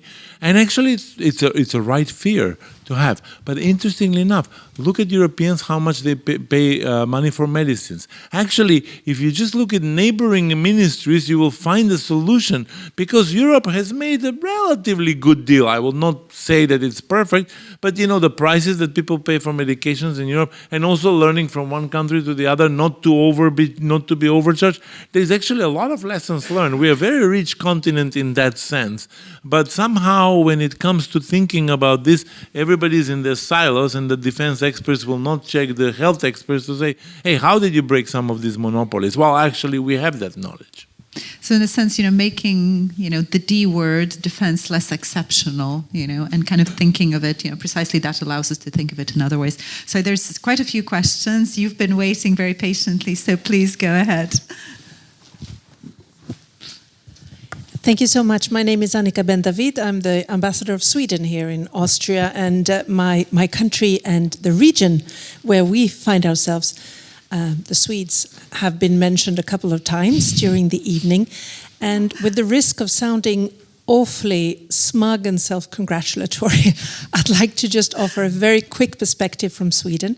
Maybe it has to do, the fact that we have achieved quite a strong degree of resolve, I think, and resilience in a record time, probably has to do with the total earthquake that Russia's full-scale invasion was to our country. Because today we have opposition and government united in the analysis of the security policy situation of our country. But more than that, the public opinion and the decision makers are also sharing to a large extent a consensus on reading that situation. And around 90% of our citizens support the government's top priority in terms of foreign policy of supporting Ukraine. So that's interesting. And also the youth, again, I have to congratulate Sweden, that the youth are keen on doing the military conscription. There are more that want to do it than are taken. And 88% of those who do it, those guys and girls, they recommend it to their peers. And those who are the most motivated, those are the second-generation immigrants, which is also positive news. And media literacy was made compulsory quite some time ago, so we face hybrid warfare threats or attacks every week since we joined NATO. But we set up, long before the war, a national agency for psychological defense and several other structures. I will stop flaunting now. My question was how you review Europe's reaction and action in the Greenland roller coaster ride that also took us that had us in our grip last week. In Stockholm, we make a rather positive reading, but it would be very interesting to hear the experts give their assessment. Thank you. Thank you for that, and I think you very rightly compliment the Swedes. I mean, I know, the Psychological Defense Agency has become a model for many European states, and I'm just glad I'm not on the panel, so I don't have to answer the Greenland question. So there, one here in the back, and then here in the front. So the gentleman with the glasses here in the middle. Hello, thank you very much. My name is Ivan Kalpadakis. I'm the permanent representative of Greece to the OSCE. I had two questions. The first one was mentioned by one of the speakers about economic doctrine. And I wanted to ask, is it possible for us to do all that was described, for Europe to do all that was described with the same economic doctrine of 2002 or 2005? I think it isn't. And if anything, what we saw in the European Council lately on the question of Russian assets proves that we cannot use the same economic architecture that we had in very different periods if we want to have a strategic Europe that prioritizes questions of security or prioritizes questions of social cohesion. This economic doctrine will be, a change in economic doctrine will obviously help us overcome also the debate between butter and guns, because we have to support social cohesion in a different way. So this is a bit of a comment more about German economic policy. Germany has chosen to change the law on the debt brake in terms of its national policy, but refuses to do the same on the question of common debt when facing different challenges. The pandemic was referred to, and a very important lesson learned from the pandemic was how much common debt helped, how much the funding to fight COVID helped, which will now be ending.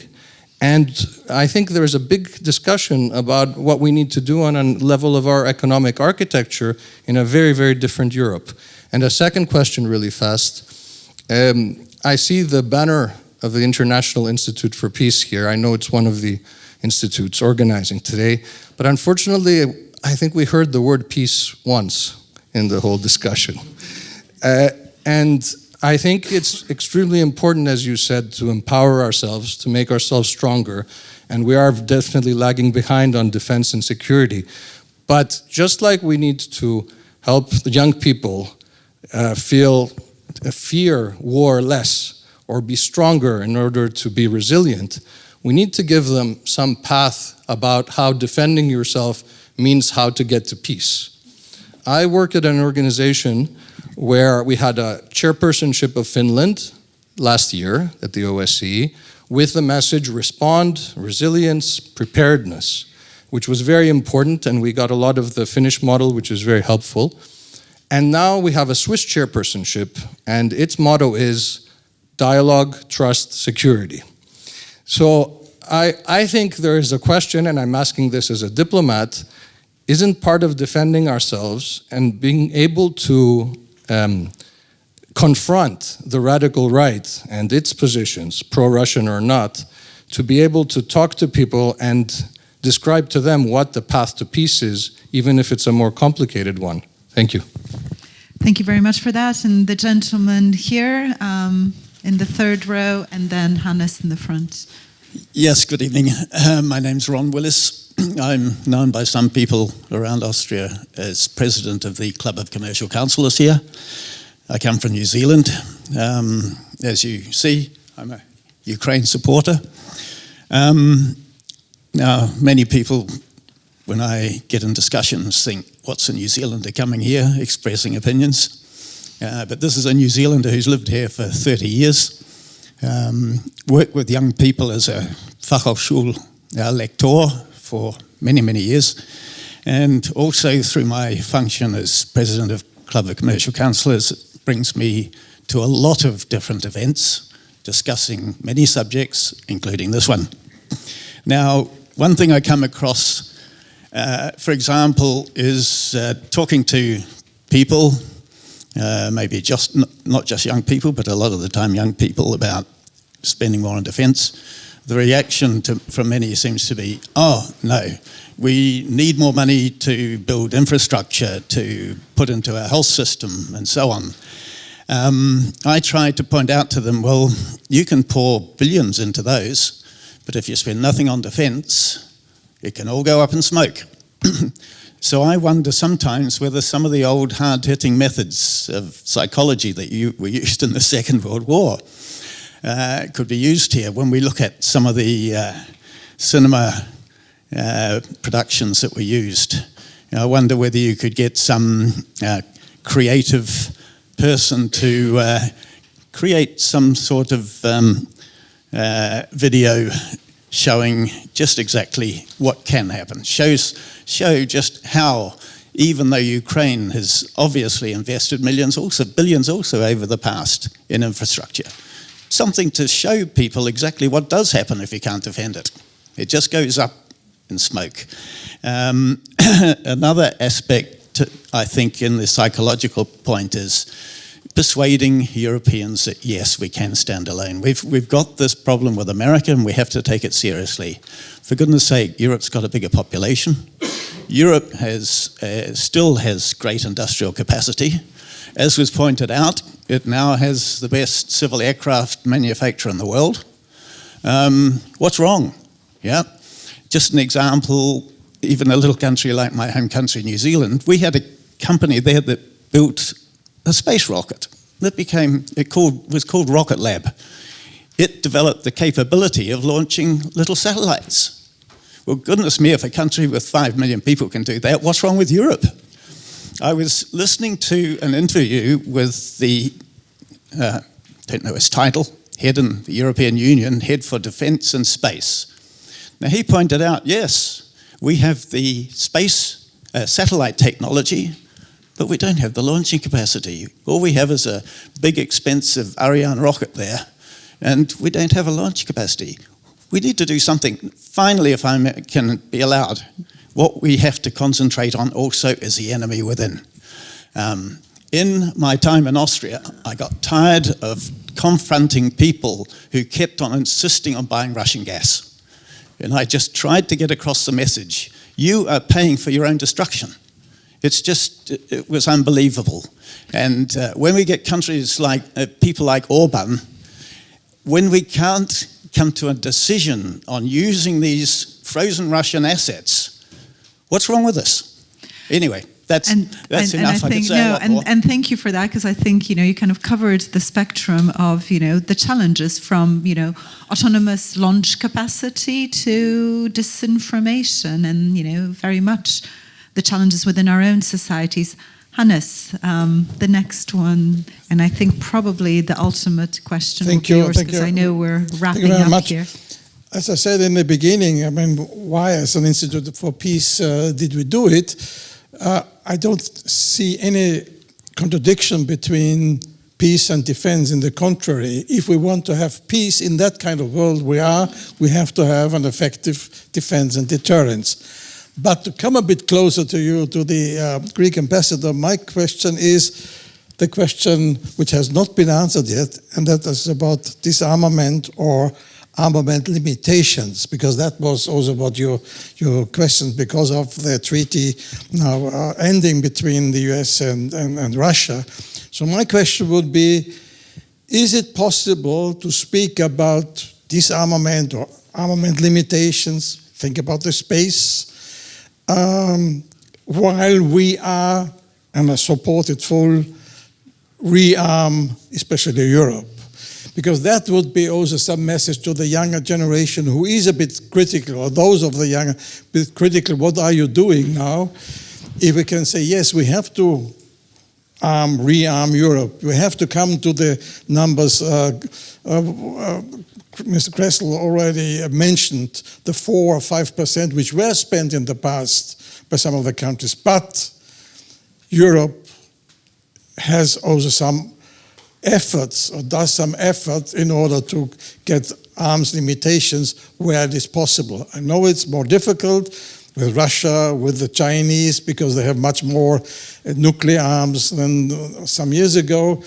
But still the question is here, is it only about armament, or can it be also about disarmament, or at least arms limitation in certain elements and certain fields? Thank you very much for that, and I will let the panel respond. I don't know who wants to jump in on any of the questions. You don't have to tackle all of them. And I'm sorry that the Swedish ambassador had to leave, because I think it would be interesting to talk about the Swedish model, apart from complimenting it, because I think it's quite astonishing what they've managed to do in a short amount of time. Anna, I see you with the mic, so go for it. Sure. Maybe just to offer some thoughts on the green and roller coaster, the words of the Swedish ambassador. I think my first takeaway after last week is that Europe is learning how to play on different chessboards. I think that was something new that happened in Davos and before at the meeting of the council. playing on the chessboard of NATO, working on a new strategy for the High North and coming a little bit closer to American, but I think also NATO interests in that region. The chessboard of the discussion on Greenland between Denmark, Greenland and the US, and we might see some movement there also based on the agreement from 1951. That's a basis to build on. And then the chessboard of the economic countermeasures. And I think we've been conditioned for many years to separate these areas of thinking on policy and politics. And the US, especially under Trump, but I think also under President Biden, has become very able at using the economic power instruments alongside the discussion on security and defense. And I think we're doing that now also. I think it is also a difficult development because the moment you start playing on all these different boards at the same time, it also becomes harder to progress. But that is, I think, definitely something new, and I think it's also a sign of the geopolitical maturity of Europe and the European Union.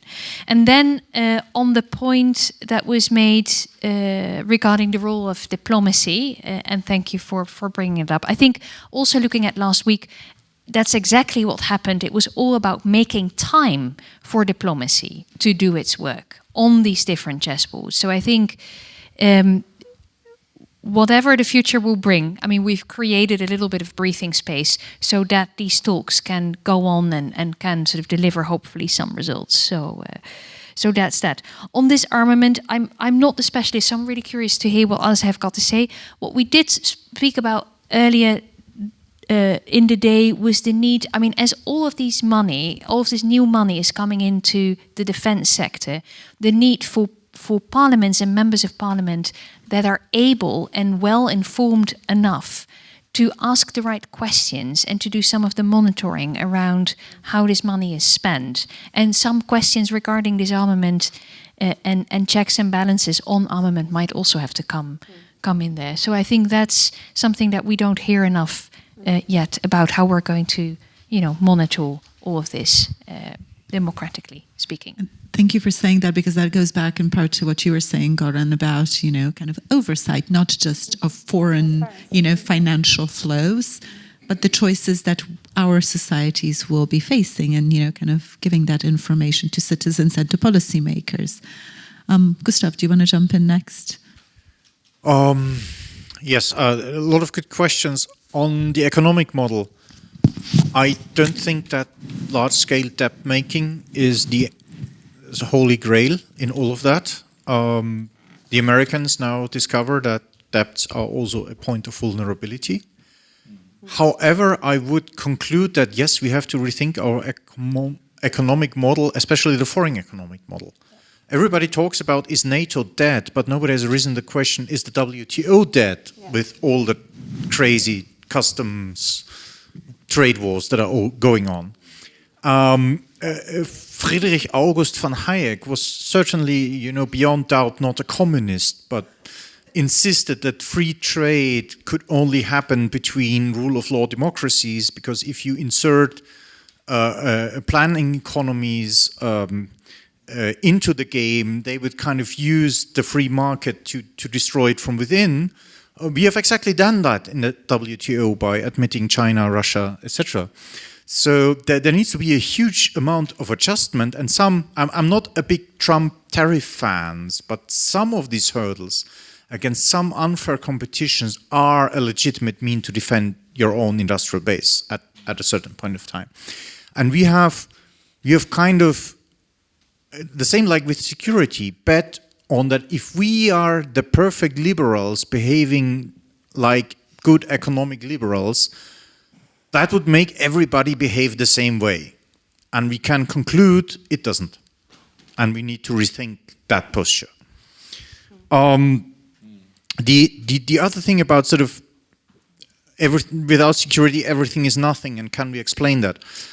And that goes to the peace question as well. I avoid the term peace because it's unfortunately one of the most misused terms in current discussions. The Russians see peace as kind of, you give us Ukraine and let us do a genocide and that is peace. For the Trump administration, they call the protesters to go home and be peaceful, which is like, we want to do nasty stuff and infringe the rights of our own citizens, like the Second Amendment, and you should not bother with it because we are the government and you get the stick.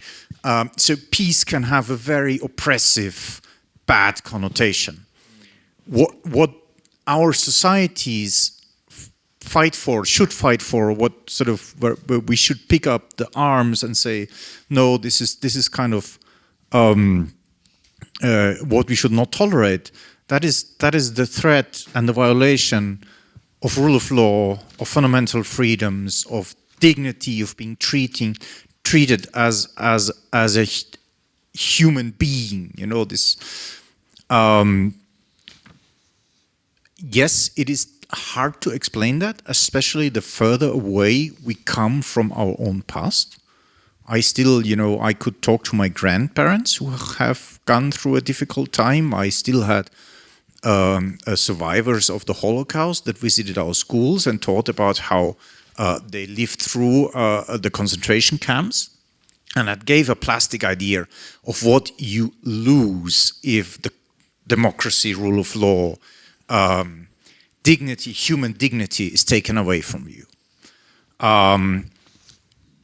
But I still think the young generation can be sensible to that. And I think especially in the protest against ICE shows that they actually are sensible for that. I would not say that this is beyond the scope. I think we need to a bit also change our own communication patterns. I mean, I've studied some time in Russia. I have done a military exchange to the People's Liberation Army, and I think in kind of my personal conquest, why I defend Ukraine now, I think these have been the decisive moments. Even before I sort of got to know Ukrainians, I had an idea what they didn't want to have back. And then you start to understand them why they actually would rather go to battle than have their kids been risen under such a system. But this is something we have to, this consciousness that, I mean, war is a shitty thing. There is, being military, the worst thing that can happen, or some of the worst things that can happen to you is being at war. But societies, free societies, where you actually could go away, but still you stay and defend the countries. These are those that know that going to war is not the worst of all of things.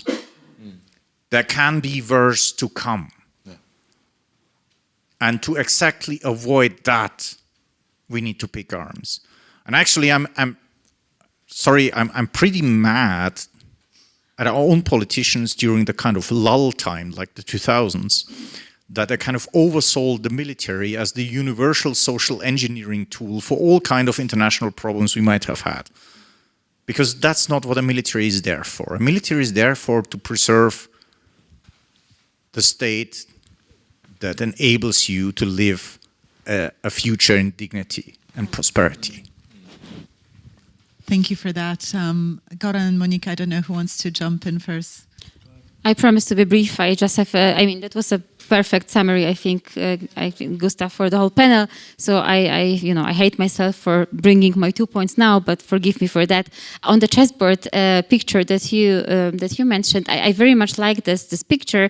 I just want to add that we cannot really be sure what would happen if Trump would have gone farther with Greenland, right? Because the EU talked about mobilizing the anti-coercion mechanism, but that was only talk. So we didn't do it in the end because we weren't forced to do it. And I have a big question mark in my head whether we would have done it actually. So that's one thing. And the second thing on that is, well, there were also experts saying that Trump, went back on Greenland before he boarded the plane to Davos, and that was because of the US markets, basically. So it wasn't the European response to that, but it was more the response of the American economy. So I think there is probably, truth in both of these stories, but I would be very careful, in having a overly positive picture of the European response, because as I said, this is not the done deal yet. And, the Peace Council, however Trump calls it, another misuse of the word peace. I mean, well, in the middle of the discussion, we might very well end with, half of the European nations joining this body, whatever we should call it, and the other half not. So I think it will be still a bumpy road ahead of us. And one very brief comment on the economic doctrine. Well, I mean, Merz was very much against the common debt, but in the end, after the frozen asset solution failed, we kind of have it. So, I mean, it's not the perfect, same thing as we had with COVID, but actually we are going into the markets and, we are basically borrowing money for that. So I think, but you are right. I mean, the model has to be changed. And I think there's also, there's no other way to that too, because we had a very, I would say, enlightening discussion with some. I'm looking at Goran because we were both at the discussion in the French embassy in Berlin with a couple of French economists.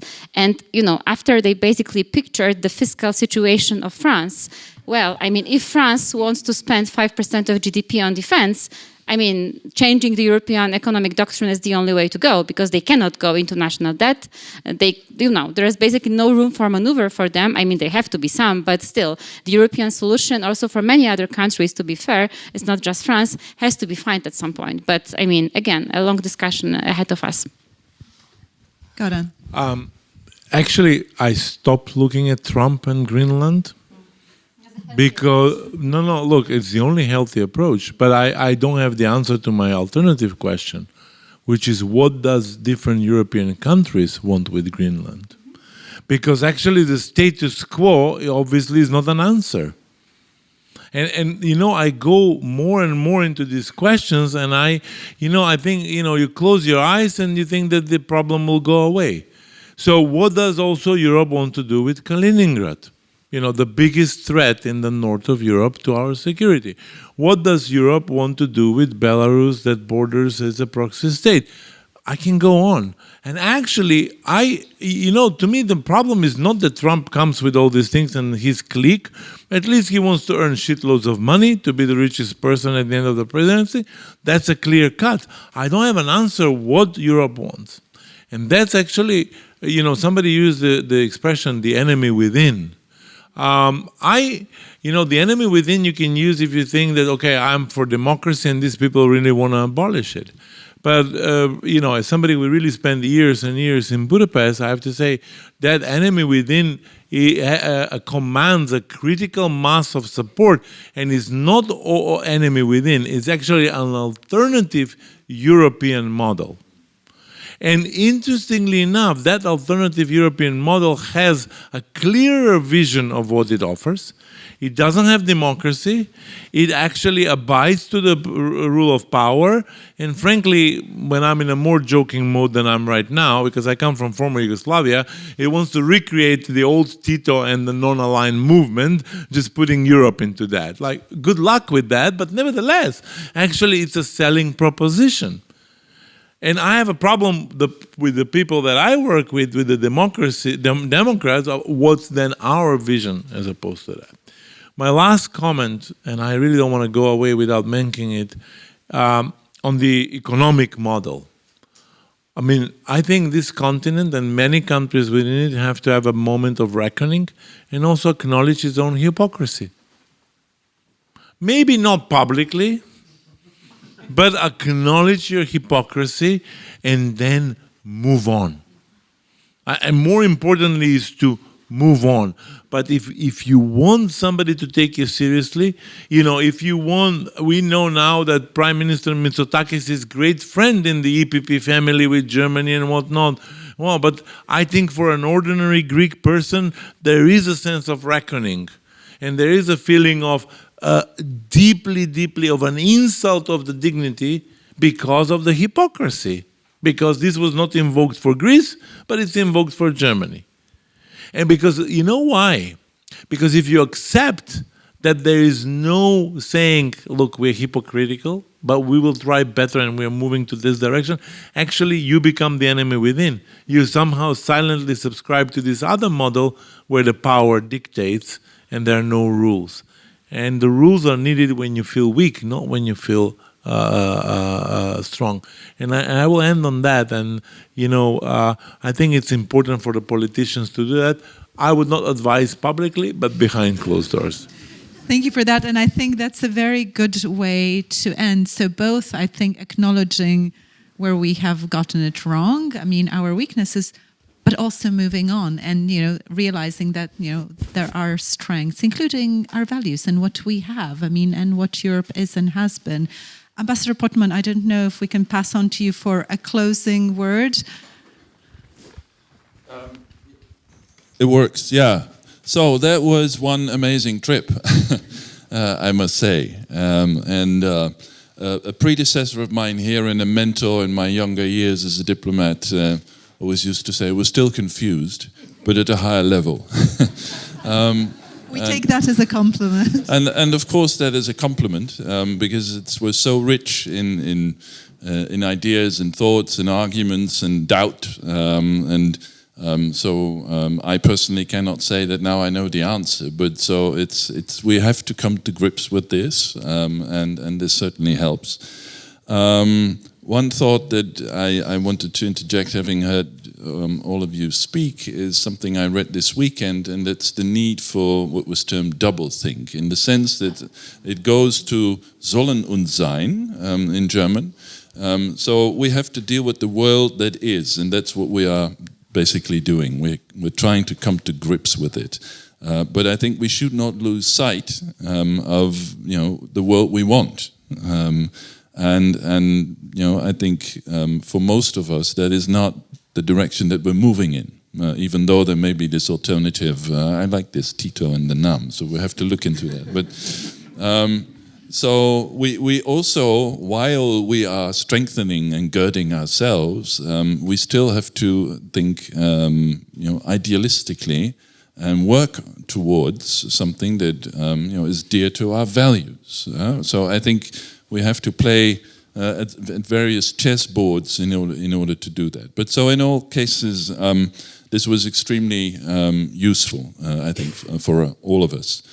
Finally, before we have that door opened, we kick aside the chairs, and then we'll have a well-deserved drink and some food, because I'm hungry for one. First of all, thank my staff for having prepared for tonight, and of course the wonderful staff here in the residence who puts all this up, and the food that you'll be having. And obviously, I want to thank the wonderful panel that has given their best. So give them an uproarious round of applause.